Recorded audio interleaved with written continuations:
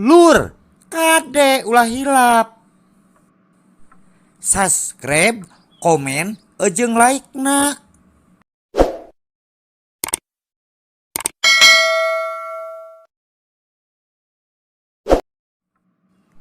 Tah, channel anu ieu. Kumaha? Atau di subscribe acan. Nuhun atuh ari atos mah. Pami acan subscribe heula nya. Urang lanjutkeun ye ka episode anu katilu. Yuk ah. Coba satuin Bim. Macan tacan kencan. Oke. Pulang ah. Mending pulang aja. Maafin gua Jim, tapi gua akan terus belajar supaya gua bisa Jim. Hebat. Emang salut gue sama mental lo Bim. Bagus. Gimana Jim? Mau pulang sekarang? Soalnya kan ini lagi musim corona. Pemerintah menganjurkan kita untuk diam di rumah. Ayo pulang. Takut ada razia. Iya, ayo Jim. Jim. Acan tacan encan. Tuh bisa. Iya, kan belajar Jim. Jim, kapan-kapan lagi kita belajar lagi ya. Sekarang di rumah aja dulu. Kita ikutin dulu ya Jim anjuran pemerintah. Iya Bim. Sehat selalu ya Bim.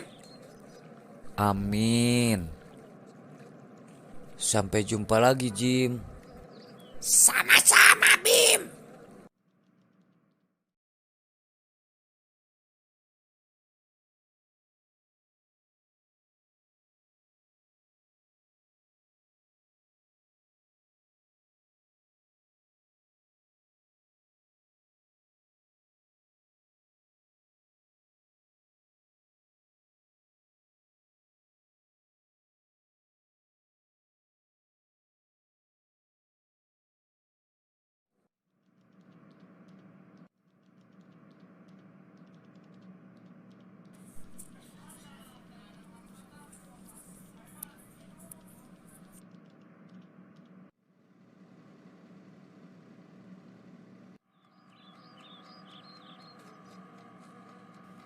Assalamualaikum Mak.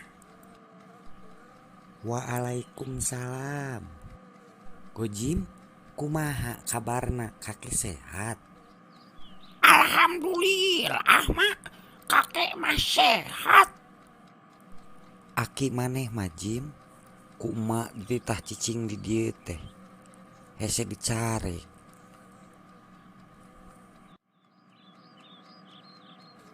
Emang gimana gitu Mak?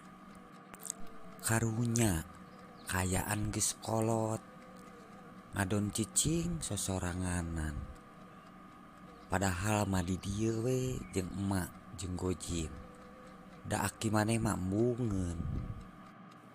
Sok sieun tatangga nyangka teu paruguh we. Pajar ku emak nu jadi anakna teu diurus. Nari emak.